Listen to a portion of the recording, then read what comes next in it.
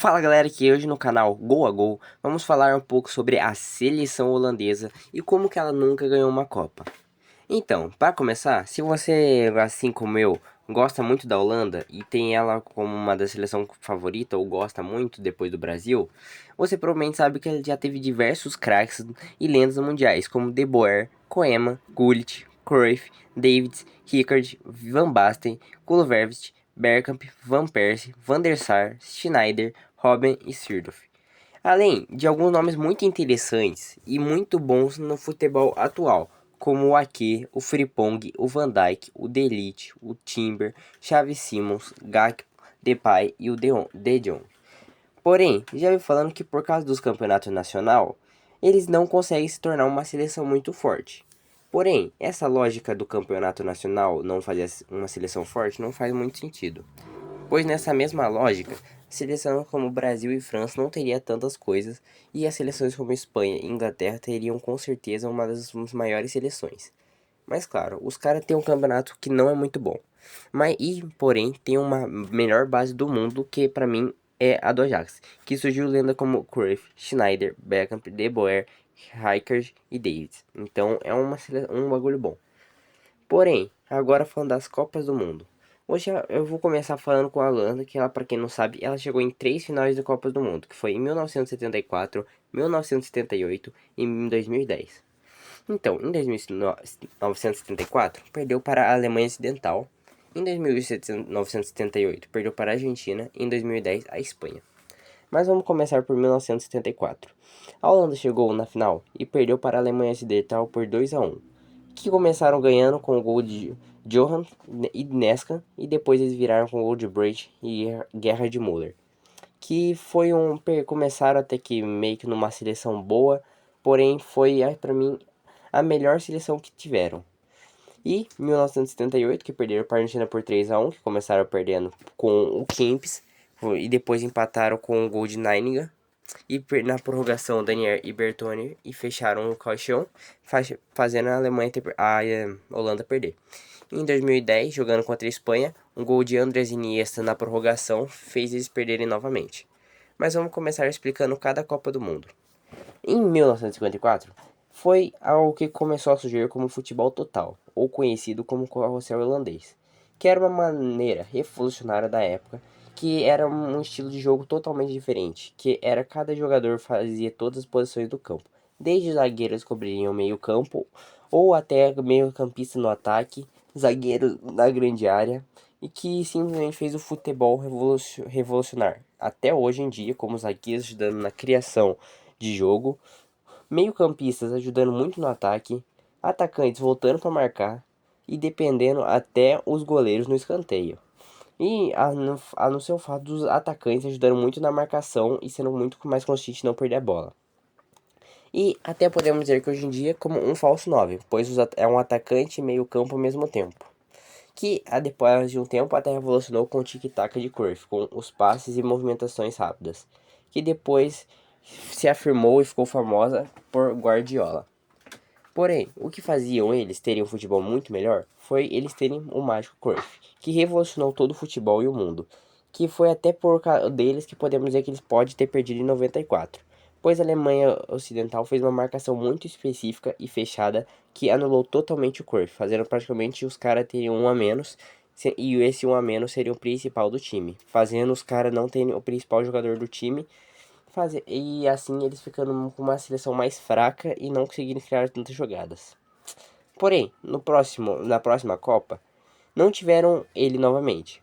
Por um simples fato de que ele teve uma tentativa de sequestro em Barcelona, e por causa disso tinham se aposentado da seleção um ano antes, que foi em 1974. Porém, chegaram na final mesmo assim. Mas seria difícil dizer se eles ganhariam com o Cruyff ou não, pois foi 3-1. Mas eu acredito que eles ganhariam sim, pois eles perderam os 2 gols na final, foi simplesmente na prorrogação. Fazendo assim, provavelmente eles poderiam ter ganhado antes da prorrogação se o Cruyff estivesse jogando ou não. Então é difícil de saber. Porém, naquela Copa também, há muitos boatos que foi roubado ou que foi comprada, pois teve simplesmente na época ocorrendo uma ditadura militar na Argentina. Fazendo assim, usaram a organização da Copa do Mundo como uma estratégia para esconder a situação entre o governo e a população.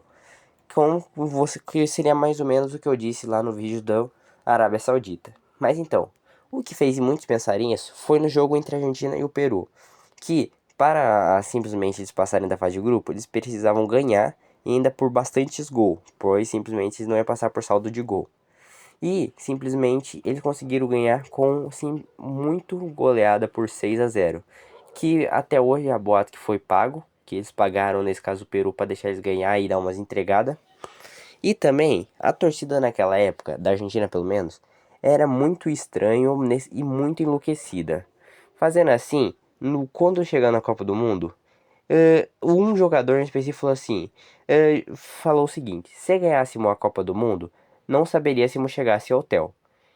Pois simplesmente não se sabe se eles entregaram o jogo por causa de dinheiro que foram pagos ou se eles perderam o jogo por simplesmente ter medo de perderem a vida, pois a torcida estava enlouquecida e naquela época pode ser que por causa de alguma coisa que se você ganhasse a torcida não deixasse você voltar praticamente.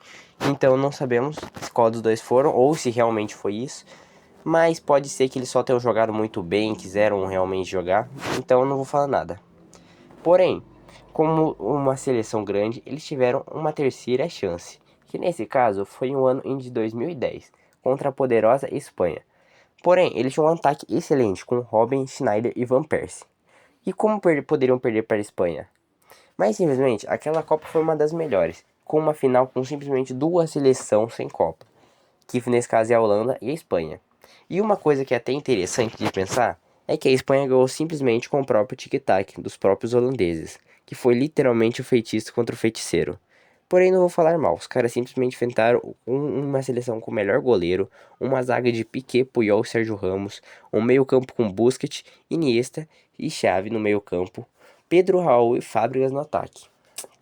Além do fato em que a Holanda estava dominada, a Espanha estava dominando um tempo atrás, conseguindo a Eurocopa em 2008. Mas agora eu vou dar um pouco da minha opinião. Eu, eu sou brasileiro e sempre vou torcer pela seleção brasileira. Mas a seleção holandesa é uma seleção que eu admiro muito e uma seleção que eu gosto muito pelo simples fato de, como eu falei lá no início, eles tiveram grandes lendas e grandes jogadores incríveis, como o próprio Gullit, que pra mim, pelo menos, é considerado o melhor meio-campista mesmo, não volante ou meio-atacante ou sei lá, de todos os tempos. Além do Cruyff, que pra mim é um jogador que eu já citei várias vezes no canal e eu admiro, gosto muito, desde ele técnico, desde ele como jogador. E também alguns jogadores que eu gosto muito da atualidade, como o próprio Van Dijk, o Delite, e alguns atacantes que eu admiro muito, como o Van Persie e o Van der Sar como goleiro. Então é uma seleção que tem muitos jogadores que eu gosto, além do fato que um dos meus jogadores favoritos é o Romário. E sim, para quem não sabe, o próprio Johan Cruyff já falou que o Romário na época tinha tudo, era um dos melhores atacantes do mundo e tinha tudo para ser um grande atacante. Mas cortando esse assunto, eles tinham uma seleção boa e todas as Copas tiveram chance de ganhar. Eu acredito que em 1974 os caras poderiam até ter ganhado, pois foi um jogo disputado, mas eles estavam enfrentando a anfitriã, que nesse caso era a Alemanha Ocidental. E se eles tivessem no segundo tempo arranjado algum jeito de talvez quebrar a linha defensiva, pois simplesmente era difícil, pois era Beckenbauer na zaga, mas dava pra tentar arranjar alguma coisa, sei lá. Em 1968, eu não vou falar muito, pois eu não sei se realmente foi roubada ou não. Eu não posso dizer nada, porque pode ser que simplesmente jogaram muito bem, mas pode ser que no final eles realmente tenham jogado por medo, mas a gente não se sabe se eles perderam por o medo ou se foi por dinheiro mesmo. Então, eu acredito que pode ser muito pelo medo, pois essa frase aí se encaixa muito bem nesse contexto. E em 2010 era difícil eles ganharem mesmo, pois era uma seleção muito forte comparado com uma seleção que era forte também, porém não era tão mais forte quanto a própria deles. Pois a gente tinha que pensar que na Copa de 2010 a seleção era diferente. Por exemplo, no meio os caras tinham não tinha tanta gente como eles tinham o De Jong, só que um outro, não é o Frank De Jong, era o Nigel. Os caras tinham o Van der Vaart, que também jogava muito. Só que em comparando com o próprio, até o banco da Espanha era melhor. Comparado que no banco melhor não tinha muito, eu acho que era o Van der Vaart mesmo. E a Espanha tinha Fernando Torres, Fábrega, Navas, Raul, o quem que tinha mesmo? Loriente, Davi Silva. Então os caras tinham. Além do fato que era muito difícil conseguir enfrentar um campo de Puyol, de um meio campo de Xavi, Iniesta e Busquets. Mas é isso, galera. Espero que vocês tenham gostado no vídeo. Eu gostei muito de fazer esse vídeo, pois eu gosto da seleção holandesa. Então fala isso. Mas é isso, falou.